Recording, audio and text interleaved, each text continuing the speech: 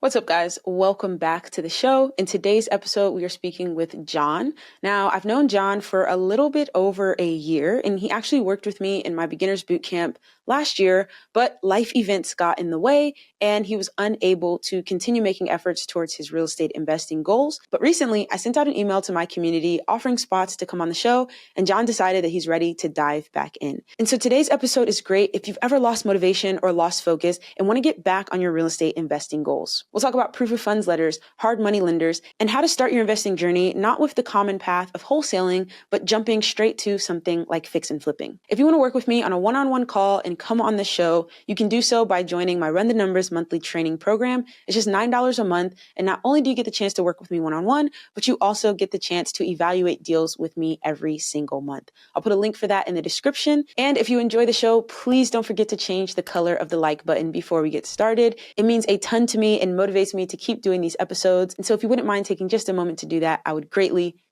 appreciate it. With that said, let's get into the show. How you been, man? Good to see you again. Not too bad. How about yourself? Yeah, I've been good.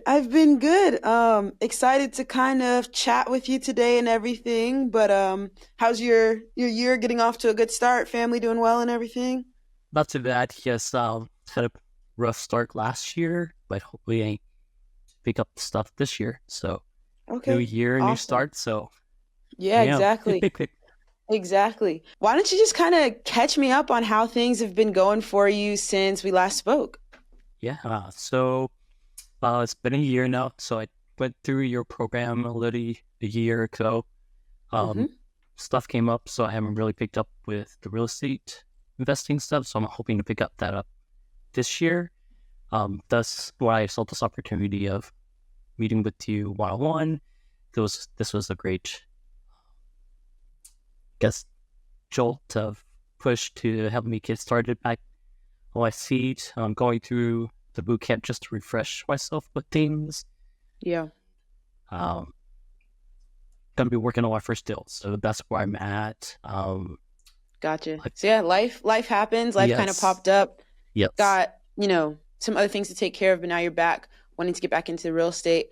What do you remember from like the last time that you were kind of really in it? Were you finding success? Was there things that you were struggling with? What do you remember from that? Yeah, it's a great question. So I was really struggling of making phone calls, being consistent with that, and how to really negotiate with agents. So my strategy was on market, try to do the double dip strategy. Mm-hmm. And what market were you doing this in? I was doing this in Oklahoma. Gotcha. So one of the biggest barriers to making offers to properties that are on market is something called a proof of funds letter. And I will admit, the first time I made an offer on market, I had no idea what I was doing. And the agent asked for a proof of funds letter and I just ghosted her. And I'm not proud to say that. That is not the right way to go about it. But I share that story to help other people be more responsible and more knowledgeable when they get into real estate investing. And having a proof of funds letter is a part of that. Whenever you're making an offer, it's reasonable that whoever's selling that property is going to ask you basically to prove it. Prove that if you're offering $150,000 cash, that you've got it. Prove that if you're saying you're going to buy this property using this mortgage company, prove that they've approved it. And so that's all a proof of funds letter is. If you're offering cash, it's oftentimes going to be an approval letter from a hard money lender who's going to give you that cash, or even just your bank statement showing that you have it. If you are getting a mortgage on a property, that proof of funds usually comes in the form of a pre-approval letter. How to go about getting approved by a hard money. Within my bootcamp, we connect folks with hard money lenders who can help them go about this process of getting approved. But the best thing to know about proof of funds letters is yes, you need one. Don't try to get around it. Instead, do what you've got to do to actually get a proof of funds letters. Sometimes you can get them actually from cash buyers that you work with. You can get them from hard money lenders, private lenders. Inside the bootcamp, we show you how to work with some of our hard money lenders to get them, but it's not something that if you're going to go on market, you're going to want to try to get around. Instead, follow the rules of the game and go ahead and get one. There's so many different pieces of the pie, so to speak, right? That put together a deal. It seems like the part that you were struggling with the most was the contacting real estate agents and having those conversations. What was difficult there? Just the nerve of like how to navigate the conversation and making sure I know what I'm talking about, and also having the proof of funds letters and all my ducks line a roll to make a good offer. Mm-hmm. And did you have any of those conversations? What type of feedback were you getting, or what type of questions were they asking you? Yeah, so they were asking, proof of funds letter. They were also asking, what kind of financing are you trying to provide? How are you going to how big of earnest money you're going to be able to put down and so forth. And so those are some of the questions that they had asked me in the beginning. And then life happens to that, and I kind of just left it off from there. Whenever you make an offer on a property, you're going to need a signed contract and also something called earnest money. Your earnest money deposit is what goes along with the contract to basically put your money where your mouth is. And it says that if I do not abide by what's set in this contract, then my earnest money can be kept by the seller. Oftentimes, there's a 5 to 10 day period where your earnest money is refundable, where you get the chance to go into the property and inspect it, or to work with your partners or your lenders to make sure that the deal is going to go through. And if during that time period you back out, your earnest money is refundable. But if you stay under contract and that time period passes, you go to 15 or 30 days, and then you back out of the contract, then your earnest money can be kept by the seller. When you were getting those questions, how are you responding? Were these agents aware that you were looking to wholesale the deal? No, there were not. My goal was actually to fix and flip.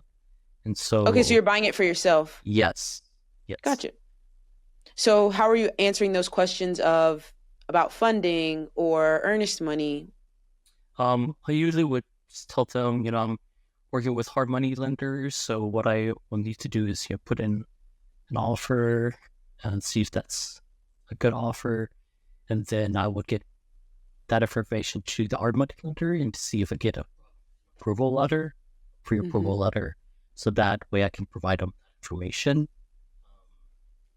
That was the main thing that I did. And then earnest money was something I was struggling with because I don't have cash on hand. So trying to find family members or other private lenders who would provide that, and then how to navigate that conversation. I did start to have some of the conversations, but then I didn't know to really how to build that trust so people would be willing to give me money. Sure. Especially for first deal. They're like, you've never done this before, so why should we give you money? Yeah, I mean, fair question, right? Because yes. They want that money back, right? So right. Definitely a fair question. But I think it's super interesting. I'm excited to talk to you about this because most people who are coming in to do their first deal aren't necessarily always looking to fix and flip. A lot of people try to start with wholesaling or, something of that nature. What led you towards the fix and flip route? Bigger money at the end of the day, and also regards of just my goals and real estate investing is to really build up capital. I think wholesaling is another avenue if that come to be, but my goal is to really focus on my goal is to become a millionaire as quick as possible. And so this is one of the strategies that I really wanted to focus on. If you're not quite sure what a hard money lender is, they are what's called a bridge lender, meaning that they are there to bridge the gap between the money you need to buy the property and eventually paying them back in a short amount of time. If you think about a traditional mortgage, that's like a 30-year time period most often. A hard money lender is more like 6 months to 1 year until you can fix and flip the property and pay them back, or until you can refinance into a longer term mortgage. But they're just there to bridge the gap between purchase and long-term solution. Because of that, though, it's a higher risk loan and therefore a higher interest rate loan. So while interest rates on a home mortgage for 30 years might be 5 to 7%, interest rates with a hard money lender might be 12 to 15%. So with the hard money loans, that's a common place that people are going to get their funding for something like a fix and flip, be it a hard money loan or a private loan. Did you ever go through the process of talking with hard money lenders, figuring out how much money they might be willing to give you for a deal? What happened there? Yes. So I did speak with a couple hard money lenders. Some of them It just really depends on the deal. So what they will say is, provide me the property address, what's the purchasing price, and a little bit about, just my credit history and things like that. For the most part, that was good. It was just in regards to my goal of trying to make as many offers per day, getting that information to them and also getting that back so it can have a solid foundation to give to the agent was a bit challenging, because some of the hard money lenders that I was working with, they're also busy with other investors or other people that they're lending money to. And so turnaround was not as what I expected, but Sure. Okay, gotcha. I think what's maybe a place that we can shift and kind of do things differently this time around is, in my experience, I've worked with one or two hard money lenders and I've worked with a couple of private lenders as well, is that there are lots of different factors that go into what will that hard money loan look like. One of the factors is, how difficult of a deal is it, right? Are you asking for $50,000? Are you asking for $500,000, right? They're also going to look at what your experience is, because at the end of the day, they want their money back plus interest. And so if they don't think that it's a good deal and that you're going to be able to execute it, then they're not going to lend the money, right? So they want to know, what's the deal? How much money's needed? What's your experience? Also things like your credit. Have you paid back other loans, et cetera, et cetera? That's going to be important. But another, I think, crucial piece that's going to come into play for you is hard money lenders very rarely, especially for a first deal, are going to lend 100% of the money needed, right? So if we think about a property that's, just for easy math, $150,000 to purchase, right? It's a distressed property, $150,000 to purchase, and it needs a renovation of $50,000. That means all in all, you need $200,000 to pull off this deal. Well, it is very unlikely, and I'm not trying to shoot you down, right? Like, I just want to be super honest with you. Exactly. It's really unlikely that if you go to that hard money lender and you say, hey, here's this deal, it's going to take $200,000 to get done. It's my first time fixing and flipping a property, and I don't have much savings in the bank, so I need all $200,000 from you. It is very unlikely that they're going to do that deal, because they want to either see that you have a ton of experience. Maybe if this was your 500th deal, right? And you've never lost money before, then it's like, yeah, we'll give you the full 200,000, right? But on the first deal, it's a little bit harder of a bargain to drive. And so how my first deal with a hard money lender went, and again, this isn't to say that it'll be exactly the same for you. Every lender is different. Every deal is different. But a general structure, the way my first hard money deal went was that they loaned me 80% of the purchase price, and I had to put down 20% of the purchase price. And then they gave me 100% of the renovation costs, but on a construction draw. So if we break that down, I'm going to pull out my phone because I'm not that good at math. If we break that down, with our example, the purchase price was $150,000, right? So if we're getting 80% of that would be $120,000. So we might get $120,000 from the lender to purchase the property, and then we need to bring $30,000 to the table to purchase the property. And the lender's going to look at this as, now, okay, we both got skin in the game. Right. We've got our loan in there. John's got his $30,000 in there. We're both incentivized to make this deal work, right? It's not just, oh, John can just leave that property sitting there for 2-3 months while, he goes to Vegas. But instead, John's in it, we're in it, we're partners in the deal. So you're $30,000 in. And then the way that my renovation draw worked was, in our example, says there's $50,000 for the renovation. I had to pay my contractors and my builders when they were done with their work, right? So they'd bill me $5,000 for the flooring, and I'd pay them $5,000 out of my savings. And then I would go to my hard money lender with the receipt, and I would make a draw request, and they would reimburse me that $5,000. But I still had to put out that money first to pay the contractor, on time when they were done Right. with the work. And so all in all, in my savings, when I went into that deal, I had about, let's just call it $50,000 saved up to put the 30K down and then to kind of manage paying the contractors before I was able to get the reimbursement from the hard money lender. And then at the end of the day, you can, if you're fix and flipping the house, you sell it for your profit, you pay back the lender for the money they put down to purchase it, as well as the construction money. And then what's left over, after your fees and interest is your profit. But does that structure kind of make sense of why it'd be really difficult to get all of the money up front from the hard money lender? Yes, absolutely. Okay, cool. So then I think the question becomes for you, what do we need to do to get you into a place where not only can you put up the earnest money, but you can also put down payments with the purchase and fund construction if the fix and flip route is kind of where you want to go? You given any thought into that side of things? Yes. So trying to find gap lenders, right, to help with funding the earnest money or the down payment, the other 20% of the purchase price. But then my question is, like, how do I navigate that conversation to ask people to help provide that funding? I do have some money saved up, but not as much, and so I think that's kind of where the roadblock that I'm at, regards of trying to get that, especially if I want to go out and fix flipping. But then again, I'm also looking back and thinking about, okay, maybe a route would be to build up capital through wholesaling, right?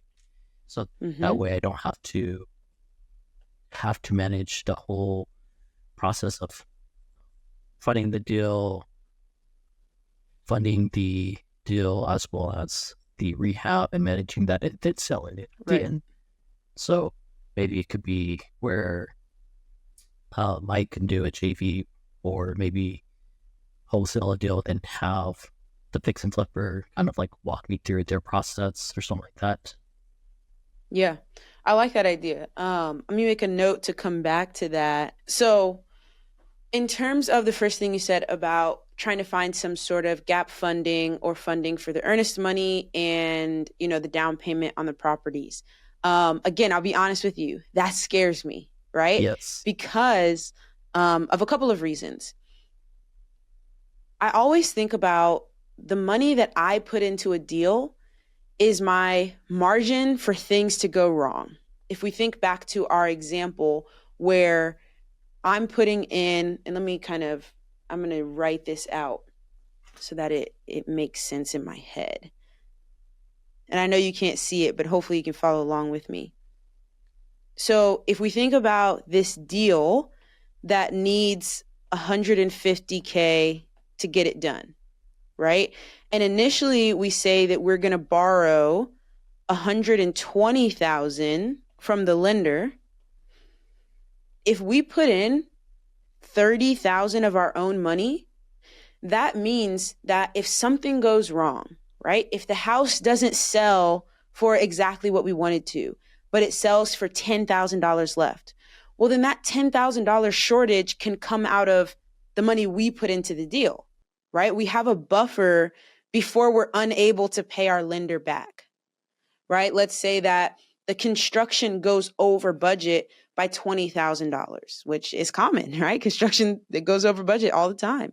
Well, then if we put money into the deal ourselves, not that this is a great thing, but it's just us that doesn't get paid back, right? Rather than, I'm sorry, lender, I can't pay you back your money.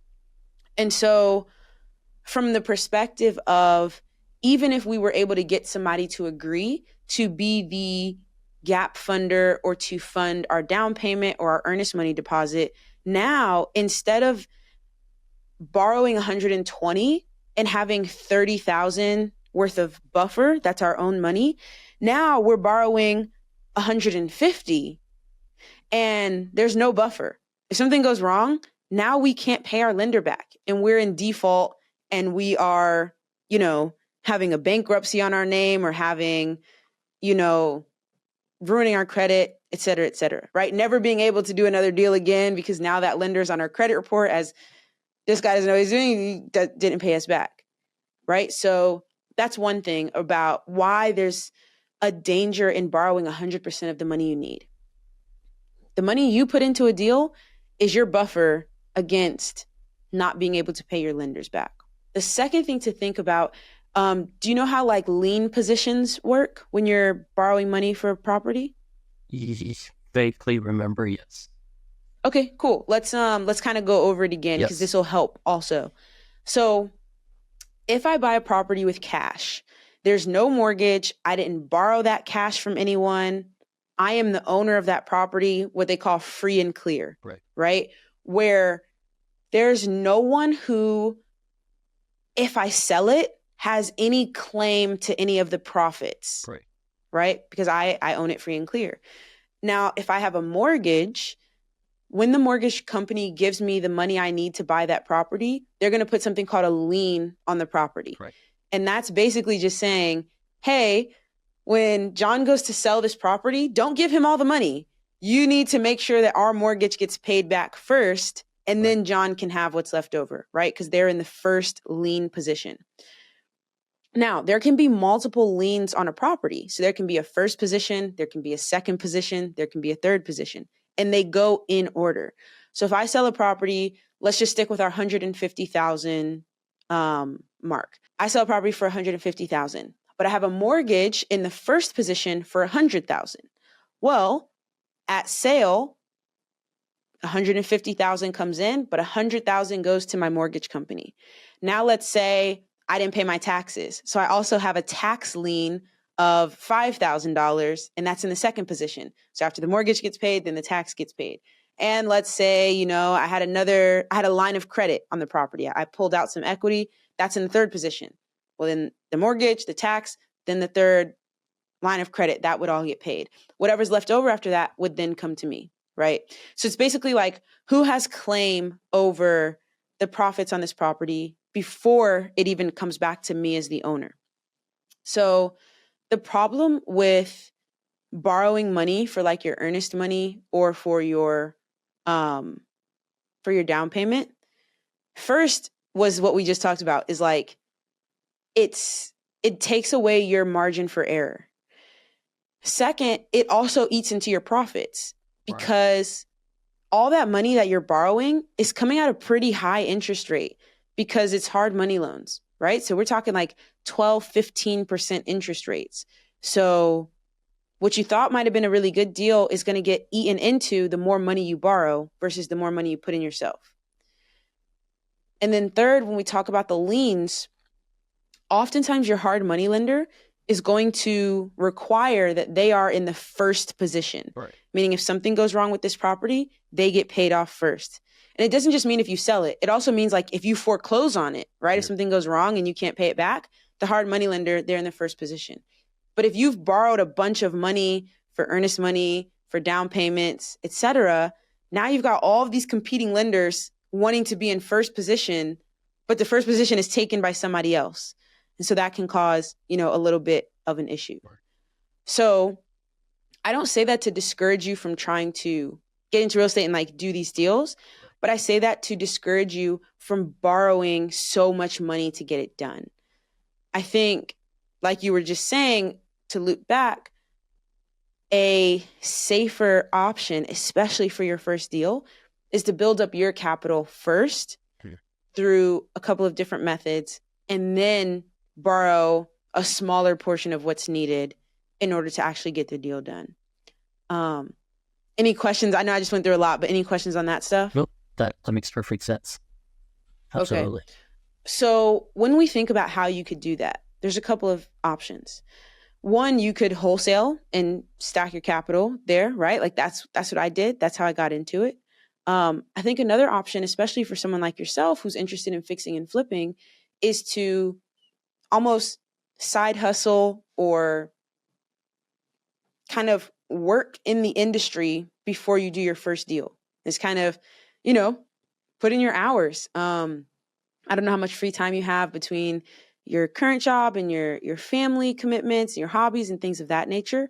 But I would take a really close look at how much time could you dedicate towards almost being like a project manager for a fix and flipper, where you're actually learning how to fix and flip properties, right? Because that's a skill and you're getting paid for it, so that you're learning and you're building your capital at the same time. What do you think of that? Yeah, that is a great idea. My question then would be, how do you have that conversation, especially when you have no experience? Like, I want to be part of this fix and flip, manage your property as it goes through this process.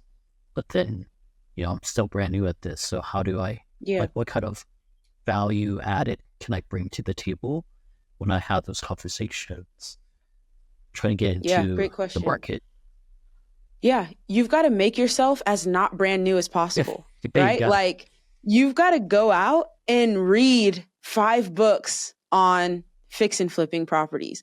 You've got to go listen to every fix and flip episode of the Bigger Pockets podcast. You've got to evaluate deals. And I know something we've worked on together, right, is you've got to evaluate deals 10 to 15 per week, running the numbers on how fix and flips in your market work. You've got to, right? Like, there's some pieces of experience that we can only get when other people give us a chance, right? Where it's like, hey, I'm just not going to be able to learn the ins and outs of like being on the ground in a fix and flip until someone lets me kind of tag along with their project. But I think there's more things than we typically think that we can do to give ourselves experience, right? So you've got to dive in and like knock some of that brand new polish off yourself. And we've talked about it, right? Like, I've got book recommendations for you. We've talked about how to run the numbers on properties and evaluate for you to go on PropStream. And one thing I would do is, so on PropStream, there's a filter that says flippers, right? So you can literally go on PropStream and look at all the properties that have been flipped in your market. And I would go on there and I would look at, what did that house look like beforehand? What price did it sell for? And then what did it look like after? What price did it sell for? Start learning about your market. Knock some of that brand new polish off yourself. Give yourself some experience. And then when you do have that, right, then this is where we talk about reaching out to flippers in your area. You can do that in a lot of ways. Like, there's lots of things you can do to bring value. You can bring deals, right? You can say, hey, I don't have this property under contract, but I was able to put together a list of properties that are for sale that have been on market, or a list of off-market properties that I think would be good leads. You can send that to a buyer. If it was me, I might do something like look up flippers on PropStream, find out what areas a particular flipper is buying in. Then I drive for dollars in that area, collecting a list of properties that would be good flips. I'd skip trace that buyer, find them on Facebook, whatever, reach out to them and say, hey, I know in the last couple of years you flipped a couple houses in this neighborhood. My name is John, and I'm looking to get into real estate and into fix and flipping myself. And I went ahead and put together a list of potential leads for you that I got while driving for dollars. Here they are. I would love to be involved in the process and help you out however I can to learn the ropes and bring you value at the same time, right? If you have time for that, that might be a cool approach. If you're willing to cold call, that might be a cool approach. If you're willing to hang bandit signs, that might be a cool approach. It all depends on what's your skill, how much time do you have, how can you present that value to an investor. Any of those things stand out to you as things you might want to try? All the above. Yeah. Tell me about your time right now. I know you're getting back into it. Kind of got a little kick in the butt when I emailed you, like, come on, John, let's get back on this. Yes. Where do you spend your time right now, and how much time do you think you'll have to dedicate towards this? I am slowly transitioning this to make it full time. So I'm just teaching part time right now. So I have a big chunk of time on my hand. And so, yeah, so I definitely have time. So definitely needing to brush up on, like, what kind of skills I need to hone in and experience to gain to provide that value. But the time is something I can definitely provide. Okay, great. I always say, like, you can bring time, you can bring money, or you can bring knowledge, It's better if you can bring 2 out of the 3, right? So you've got the time, and now you've got to brush up on your knowledge skills so that somebody else can be willing to bring the money. Okay. So if we were to make a list of like your first 3 action steps or your first 3 things to do, what would you say is number 1? 1, go through your boot camp again. Just to kind of refresh myself. And then 2, learn the ins and ropes of rehab. And then I'll just, in regards to rehab, like property management, in regards of the rehab. And then reaching out to local investors who are doing fix and flip and see what areas they are being or seeing where I can provide value in regards of what they're doing in their business. Yeah. And one thing I would say is when you reach out to a buyer, or really this is good advice just when reaching out to anyone, right? And I try to follow this as a rule for myself when I'm networking as well, is like, tell the person how you can help them. Don't ask them how you can help them, right? Because I look at my to-do list. I'm like, I've got 1,000,001 things on my to-do list. If somebody messages me and is like, hey, what can I help you with? It's like, now I got to go through this to-do list. I got to think about what can I delegate? What can't I? I don't know what they're good at. So I don't know what I can even pass off to them.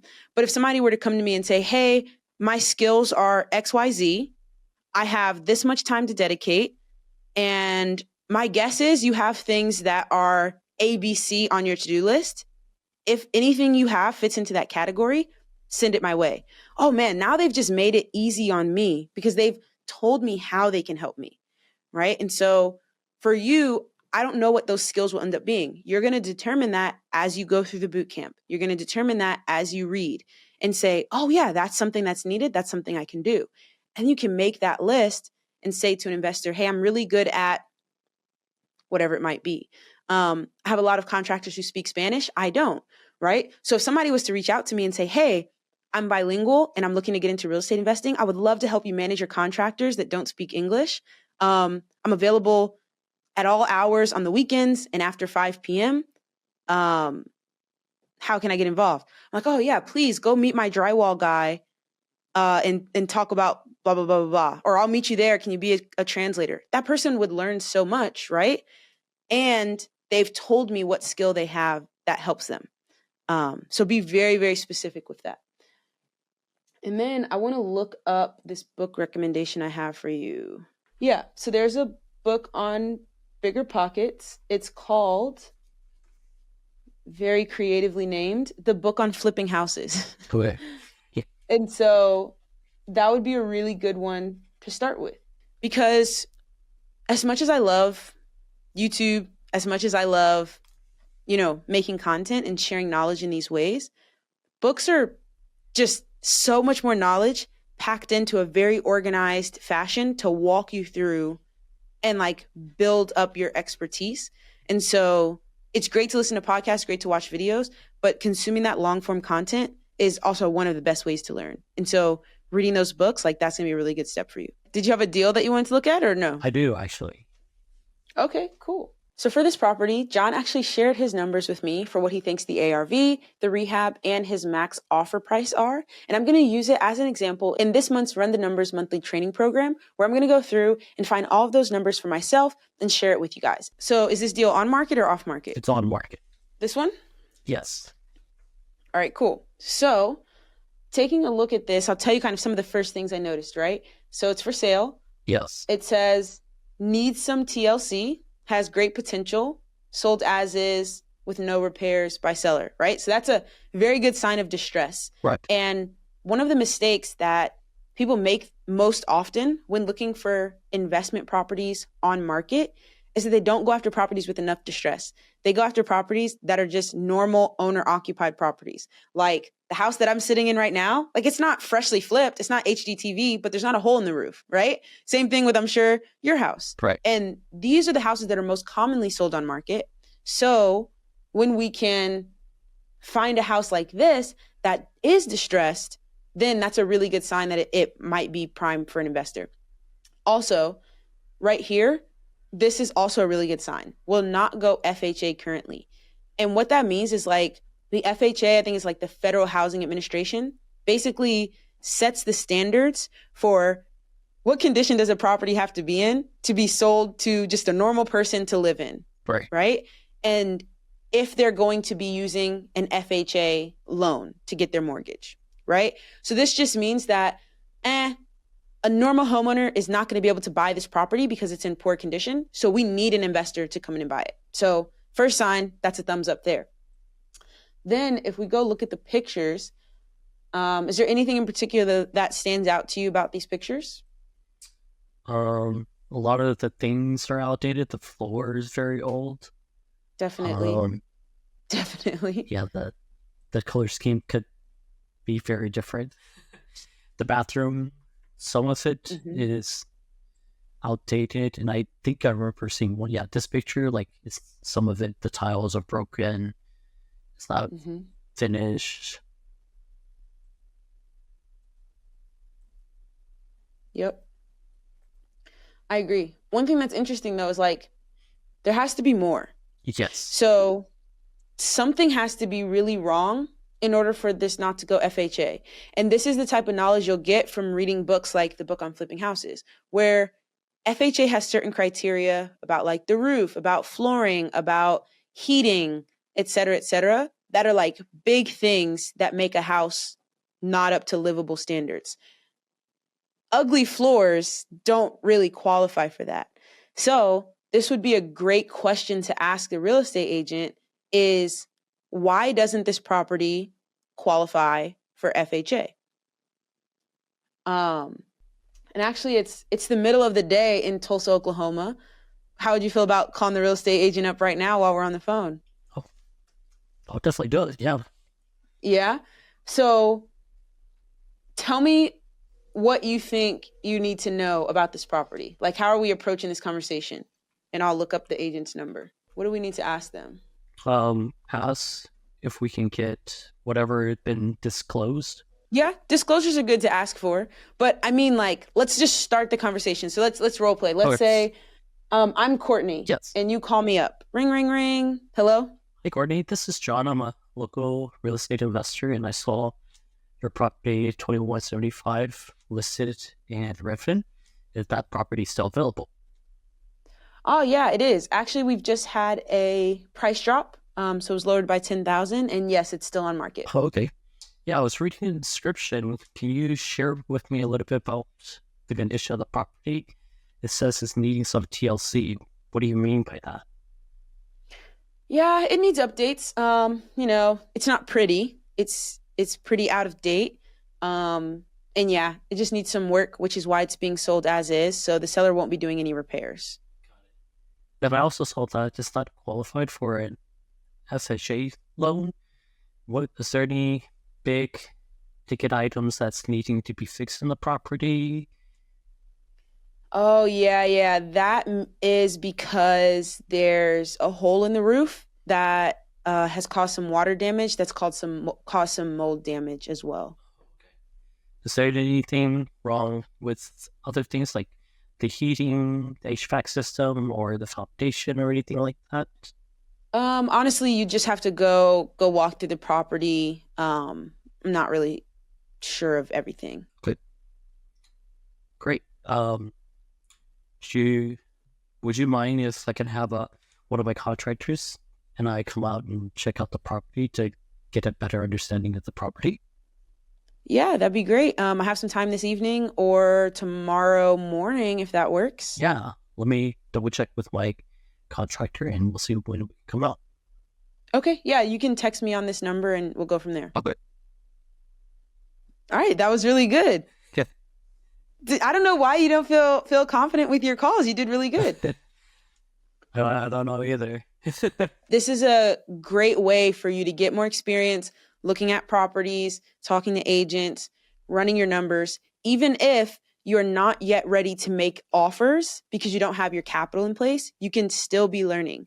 A lot of people say like, oh, I'll wait until the market gets better or I'll wait until I have the money to be doing this. But this type of learning, John, like, I'll be honest with you, it takes weeks and months, right? We're not talking about like, oh yeah, just like next weekend, you'll be good, right? Like if that was the case, everyone would do it. But if you're willing to put in that work and learn while you're figuring out ways to build up your capital, then you'll be ready. So let's look at this property a little more closely in terms of really the first thing I want to establish, more so than figuring out exactly what the ARV is I want to figure out, is this a neighborhood where I should be fixing and flipping homes, right? So I like to look at this map here, and then I like to hit nearby homes for sale. Yes. And our property is right here in the middle. Yep, right here. And then I like to zoom out. And so our property is in this area. Whenever I'm running comps, I like to follow the rule of don't cross any major roads, right, rather than a half a mile radius or a 1 mile radius. And this is a perfect example because if our house is over here, 1 mile, depending on how big these subdivisions are, might put us across this highway and across this major road into this neighborhood. So our house is right in here, right? Yes. And if we go 1 mile radius away, we might cross this highway and these major roads and be in this neighborhood. And then we might be in a completely different neighborhood with different types of houses built at different years for different price points. And that's not going to give us good comps. So what I would do is, knowing my house is in here, is I would kind of outline these major roads that surround it and not go outside of them to look for my comps, right? Right. Then I like to look at houses that have sold in the last 6 months, and I like to sort them by price high to low.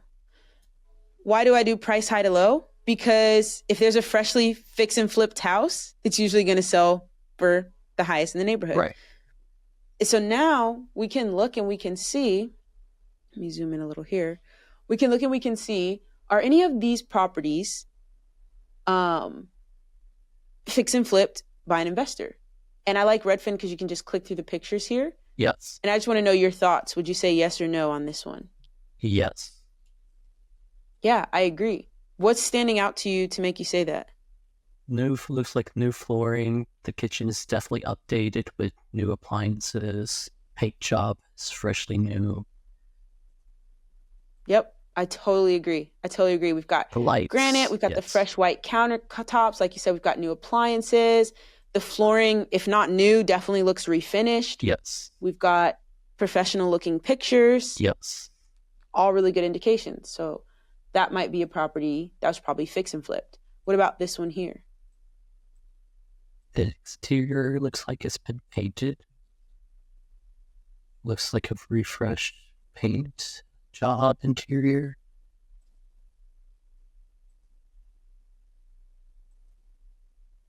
Kitchen looks updated. Light fixtures looks new. This looks new.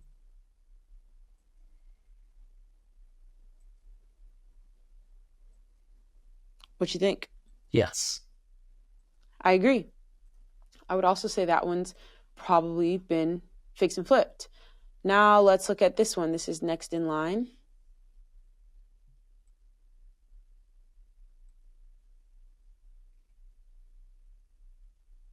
What do you think?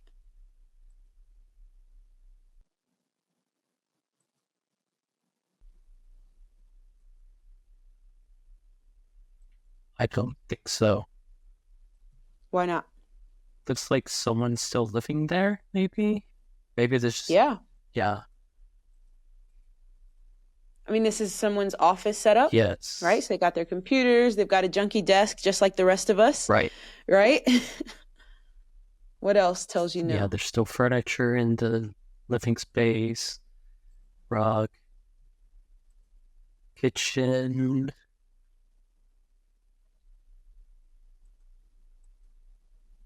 So would you say this one's been freshly fix and flipped? No. I agree.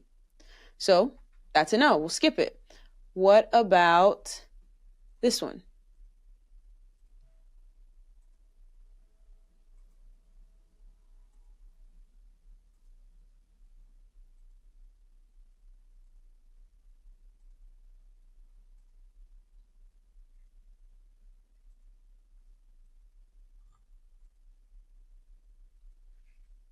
Yes. It's like I can't really Think tell. so?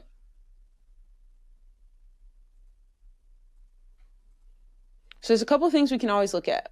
Yes. The description is a great place, Right. right? Because if somebody just put $50,000, $100,000 into renovating a property, they're going to tell us, right? Whereas this one says this custom built one owner home, which means that it's not fix and flipped. It's somebody has been living there, right? It's well kept. And the other thing I was looking at was the kitchen and the bathrooms. Yes. So that's where most flippers are going to put their money first. Right. And these kitchen and bathrooms don't look upgraded. They don't look like they've had a refresh. Right. You can tell the older appliances, older style flooring, cabinets. So while this is well kept, I wouldn't say it's a good comp for fix and flipping. And then we can also look at, we'll look at this one as our last one. This one is interesting because there's furniture, but now we have to ask ourselves, is this real furniture or is this staging that a fix and flipper put up? Definitely looks staging to me.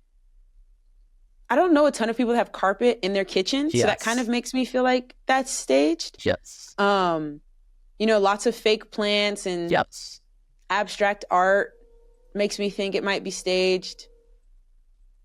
It does look very fresh in terms of the paint, the flooring.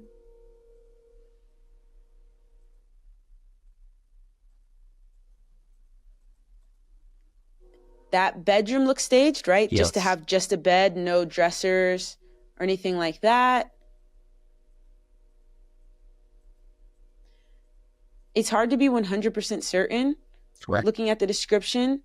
It does say it's updated with new windows, new electrical, plumbing, paint, refinished hardware, right? Or hardwoods. So I would say that one is also making me think updated, right? Yeah. So there's deeper dives that we can do going into this property, and we will in this month's Run the Numbers. I'll use this property as an example, but what we really want to be thinking about as this first step of should I even be interested in this property is, are there flippers in this neighborhood? And we see that the answer is yes. So now we can work from there to say, okay, what are those flipped houses selling for? How much might it cost to renovate my property? And you only know that by putting together a rehab budget, walking through it, things of that nature. So that's kind of the path to take to continue to be learning and using some of these properties as real life examples. Yes. Awesome. Is that helpful? Yes. Well, I'm glad you're getting back into it. And I think you've got a good plan. Like if you want to go the fix and flipping route first, I don't think there's any problem with that. Just building up your experience and building up your capital. And I think you kind of have a good idea of how to do that now. Yes, I do. Okay, cool. Now, well, go ahead. So if I did go the route of wholesaling, how does that change from the strategy of fix and flip? So not a ton. I still think that you need to be investigating properties. You need to be running your numbers. You need to be reading and kind of learning the ropes. Good. Really where that changes things and what to go back and review in the boot camp is your marketing. Good. Because wholesaling on market, while it is free, is difficult, right? Especially if you don't have capital of your own for earnest money, et cetera, et cetera. Right. And so I still think bringing value to a local investor and getting paid for that is going to be your best bet rather than trying to wholesale for capital.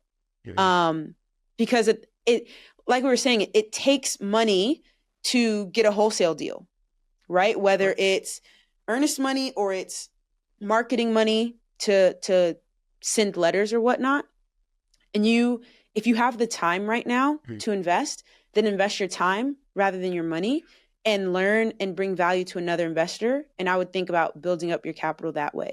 And if you do decide to go through wholesaling, go back and review the marketing so you can make sure you know how you want to find those deals. Okay. Cool? Yes.